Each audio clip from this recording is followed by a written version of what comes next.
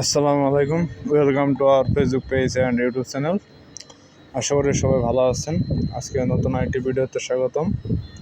আজকে ভিডিওটা হলো আমাদের যে সেলারটা আছে এটাই আমরা এর আগে একটা ভিডিও দেওয়া হয়েছে টার্মিনাল চেকিংয়ের। এরকম প্রতি মাসে একবার করে আমাদের টার্মিনাল চেক দেওয়া হয় যে আমাদের কম্প্রেসরের যে কানেকশন বক্সটা আছে কী অবস্থা আছে, সেটার কী পরিস্থিতি।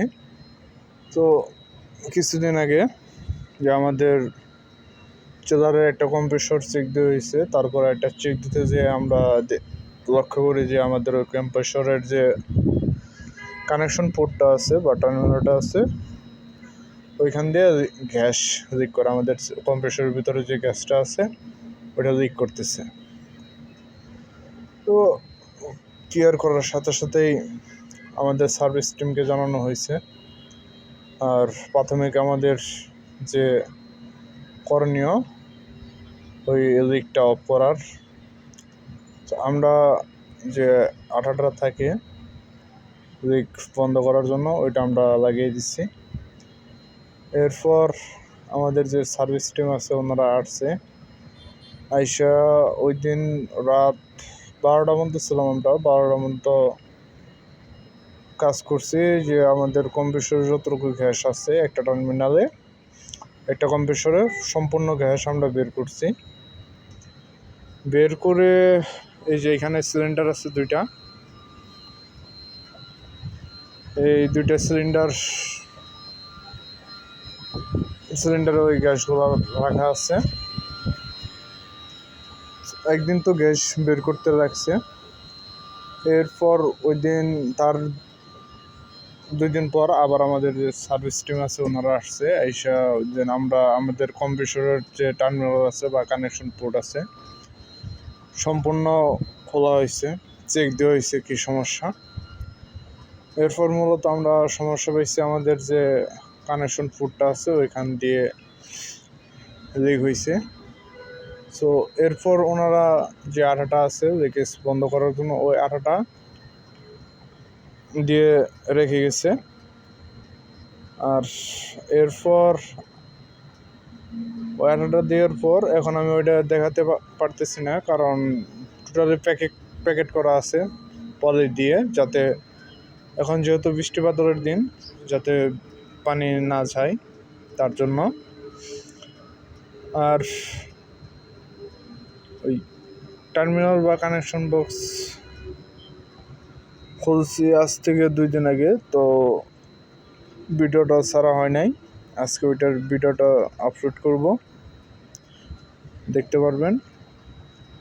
নেক্সট আমাদের আছে, এটা আমাদের ঠিক হইতে মিনিমাম 1 মাসের মতো টাইম লাগবে, কারণ আমাদের যা চেঞ্জ করা দরকার এগুলো অর্ডার দেওয়া হয়েছে। অর্ডার এগুলো আস্তে আস্তে মিনিমাম টাইম লাগবে, কারণ এগুলো সব দেশের বাইরে থেকে আসে।